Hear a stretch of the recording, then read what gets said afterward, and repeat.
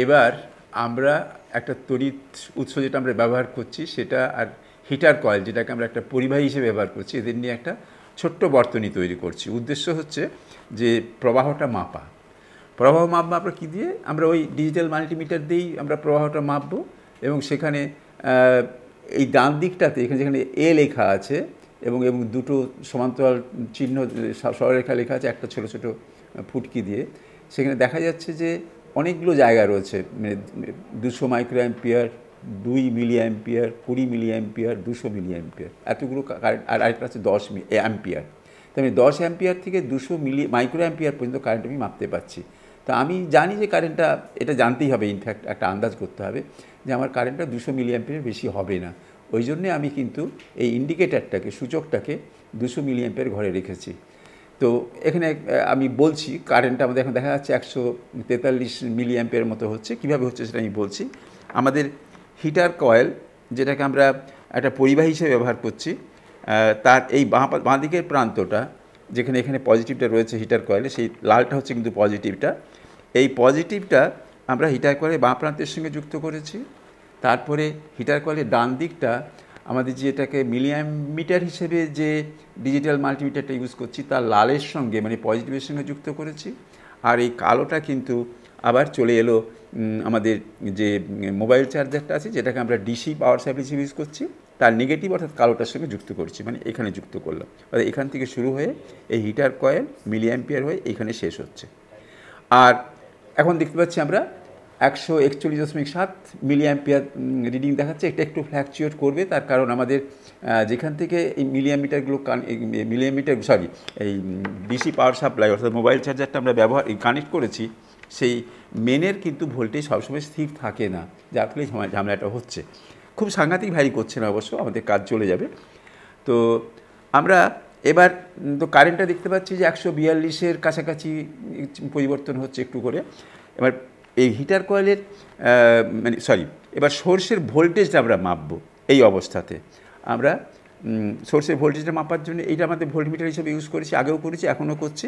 এবং এর যে লালটা যেটা পজিটিভ, সেটাকে আমরা এর পজিটিভের সঙ্গে অর্থাৎ ডিসি ভোল্টমিটারটার পজিটিভের সঙ্গে আর কালোটা নেগেটিভের সঙ্গে কানেক্ট করছি।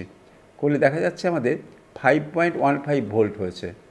ঠিক আছে, রিডিংটা দেখা যাচ্ছে 5.15, 5.16 এই ভোল্টেজটা রয়েছে।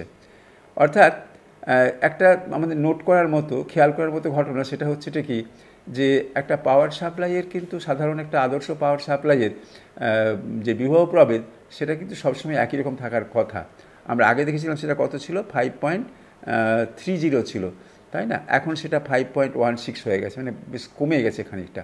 এবং স্বাভাবিক, তার কারণ হচ্ছে কি, যে এর একটা ধর্ম থাকে।